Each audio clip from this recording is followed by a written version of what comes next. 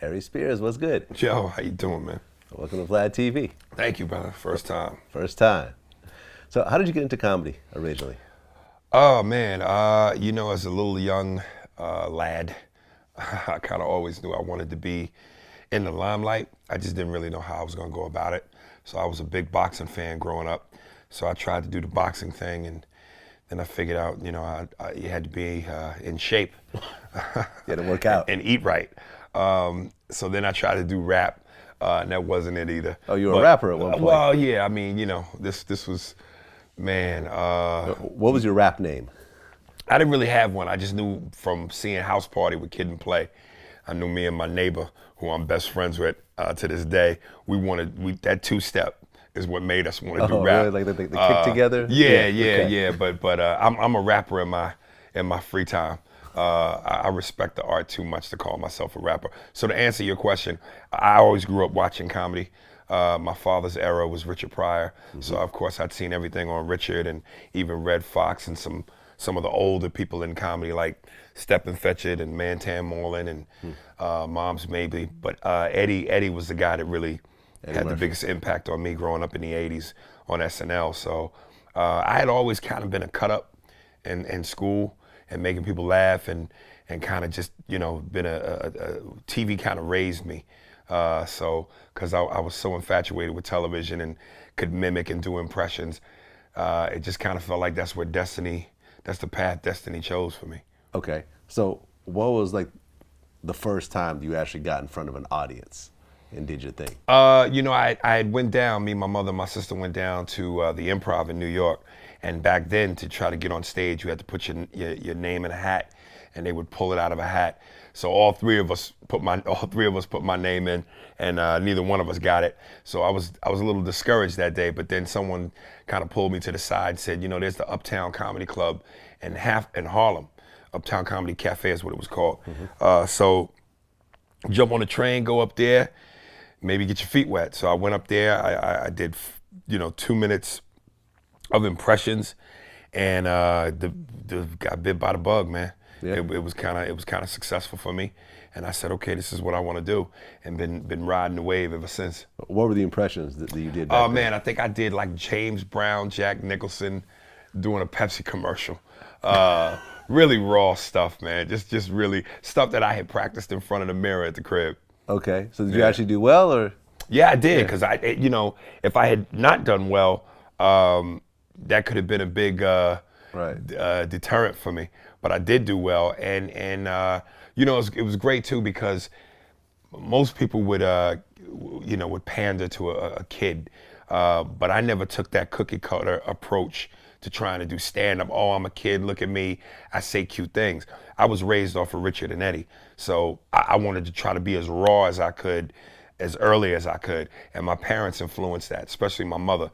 So from about 14 till now, man, I've always just been straight 80 proof hard liquor, no chaser. Right. Yeah, and that's the best kind of comedy too. Like, what do you think was your first big break in comedy? Probably Def Comedy Jam. I did that when I was 16 with Martin.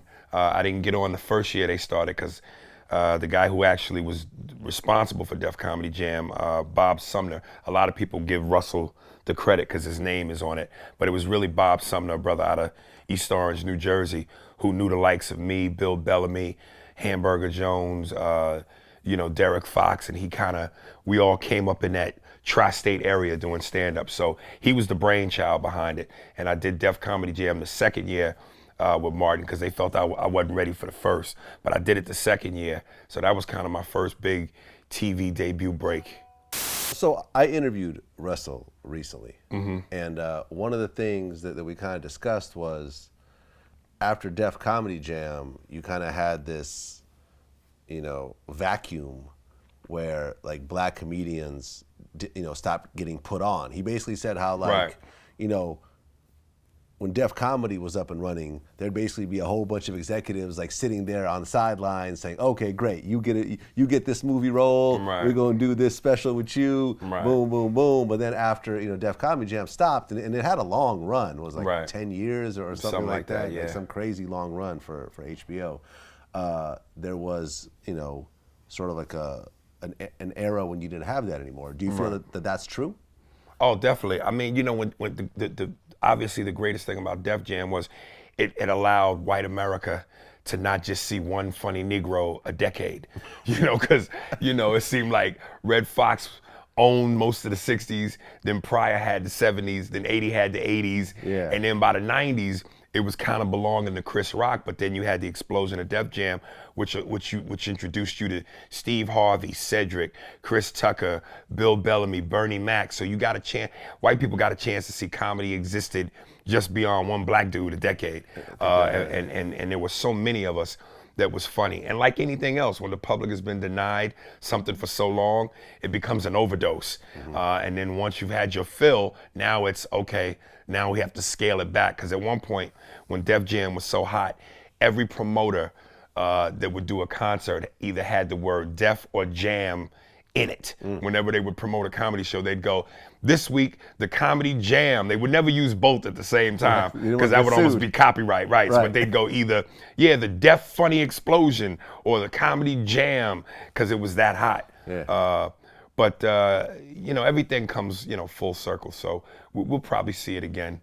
Right. I mean, I think Dave Chappelle came out of that too, didn't he? Yeah. Well, Dave's always kind of been an oddball in that sense, because Dave has always had a white following, but I don't think black people really latched on Dave until the Chappelle show. Really? Even though he did Def Comedy Jam, black people was like guys like Eddie Griffin, Bill Bellamy, Steve Harvey, Cedric, and especially with the explosion of Comic View, which was kind of a little after that. Right. But those guys have always stayed in the bloodstream of the black community, so to speak.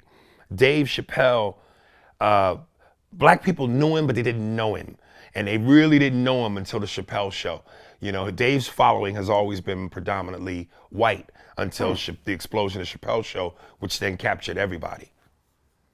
That's interesting. I've never really heard it like that before. Oh yeah. Because I was following Dave Chappelle well before. What color are you? I'm white. There you go. But when you stop and think about it, Dave hadn't really ever done anything to really reach the black community like that. You think about his movies. I think one was Sleepless in Seattle, Robin Hood Men in Tights. Right. A lot of those mainstream crossover movies, I don't think had a huge black audience. Tom Hanks and Meg Ryan, brothers don't go. What you know about, what I mean? Was it Half Baked? Half Baked was like a cult hit. So unless you were into weed, and it was a cult hit. It still wasn't a major black vehicle like In Living Color or some urban movies that come out. Like, Chris Rock got introduced to the black community from New Jack City. More people knew him from that than Saturday Night Live. Boomerang.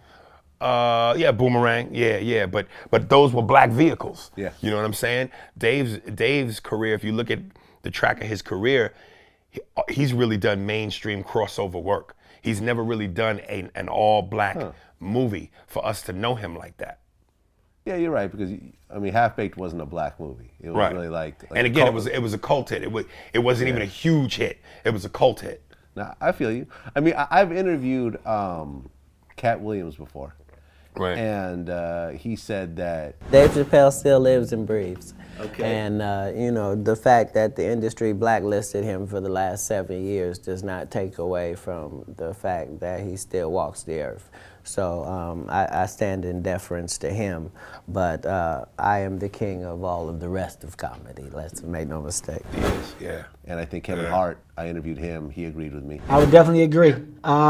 Chris Rock and myself were at a comedy club, and we both watched Dave Chappelle, and at the same time we looked at each other and questioned, why aren't we that funny? Dave Chappelle is a different type of animal, man. His comedic talent and timing is like no other, and I gotta honestly say, I can't disagree in any way, shape, or form. Yeah, the beautiful thing about comedy is it is subjective. Mm-hmm. So what works for one person might not work for another. Hands down, I think Dave is his like there are guys in this game that I think are hilarious, and when I look at their material and their writing and their stand-up, I go, funny. I get it, but they don't necessarily make me laugh.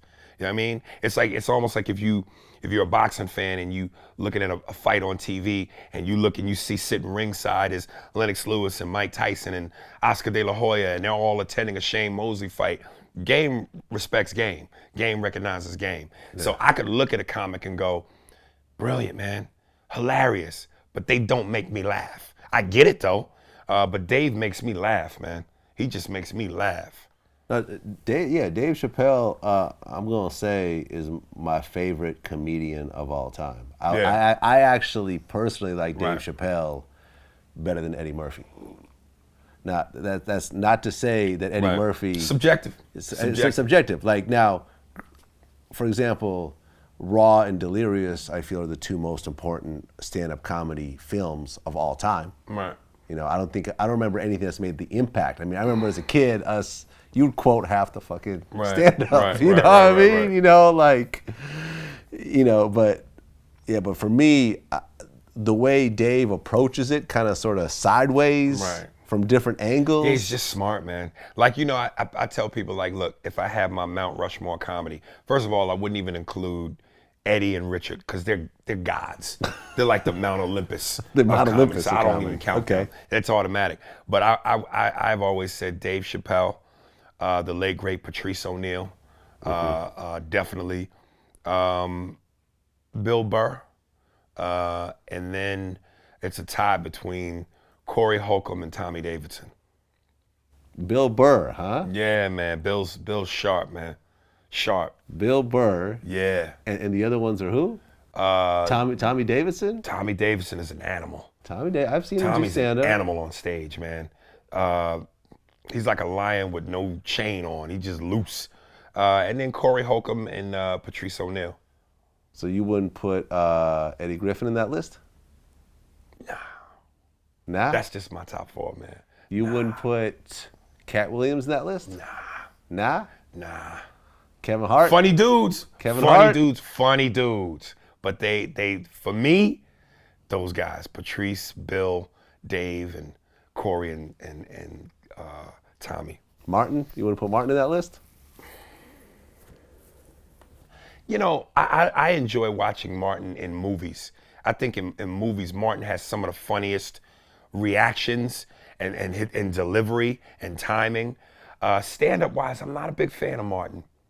Well, you've said before, you've called the Martin Show buffoonery.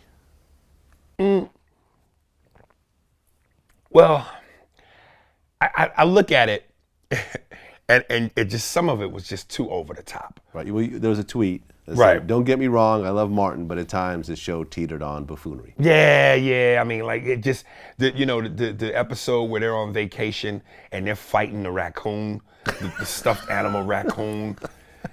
Come on, man. When he does his mother and he's doing backflips and biting wood off furniture, you know. Again, man, my subjective. That's how, you know, that's how I see it. I mean, there's a lot of physical humor. Right. In Martin. I was never a huge Martin fan. Right. A lot of people around me were. Right. Like I wasn't watching every episode. Right. But you know, when I watch, like, for instance, on his show, when he would always play multiple characters, you can't help but compare that to Eddie Murphy. And there's a subtlety in Eddie when he's playing different characters, as well as an aggression. But it's literally like he morphs into this person where you could go, I don't see Eddie. Yeah, I believe this is a character on its own, with its own energy and its own life. Martin, to me, in his characters, it just always felt like Martin. Yeah, you always know it's Martin. Right. When he's doing Romy Rome, that's Martin. Right. It's just Eddie got lost in who this person was. And I thought Eddie was a master at that. Yeah, I mean, when you watch Coming to America, right, and some of the characters. Oh my, the Jewish dude. That's beautiful. What is that, velvet? What is it, velvet? The barber, right? The clumps, the grandmother.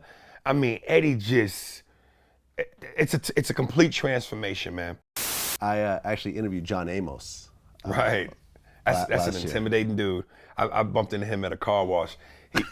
Even at his age now, you get the feeling he could whoop your ass. Oh yeah. Well, Back then, at Good Times, woo. Well, you know that they're actually starting a Kickstarter to bring back Good Times with the original cast. I heard that in the movie. Yeah. Yeah, I heard They're that. trying to raise $1 million. I don't know if I want to see an hour and a half of that kind of depression. Well, someone pointed something out to me recently. Right. Okay, so, Thelma died, right, in real the TV life. show? No, in real life. No, sorry, not Thelma. The mom. The mom. Oh. Sorry, no, Thelma's don't still say alive. that. No, Thelma's still alive. I was like, when did that happen? She was on. I know Black News. Right. No, Thelma's on Black Jesus, right? Is she? I just know she didn't. I didn't hear she died, but the mother, yes. The mother died in real life. And the father died on the show. On the show, so. How does that work? Was the father gonna come back and go, damn? Right. Gonna come out the grave? Like, yeah, that's tricky. I'm not quite sure how he's gonna pull that off. But when I was talking to John Amos, and he was in Coming to America. Yeah. He was saying how we were taking a break, and we were on lunch break, I believe. So I was standing outside just relaxing, and some guy comes walking up to me, and he's wearing sweats with a hoodie. And I didn't pay him much attention. I didn't know if he was with crew or just a tourist. And he starts engaging me in conversation. He said, "Hey, what's your name?" I said, "John." He said, "John what?" So I told him my last name. And he said, "I never heard of you." And I can see that the guy's becoming increasingly more confrontational. And then he says, "Well, what do you do?" I said, "Well, I'm working on a movie." "What movie?" And I told him, "Coming to America with Eddie Murphy." He said, "Well, I heard of Eddie Murphy. I never heard of you. You sure you're in the movies?" So now the guy is really starting to get under my skin. And he said, "Are you funny? Are you a comedian?" I said, "Hey, man, why don't you leave me alone? I'm on my lunch hour. I'm trying to take a break."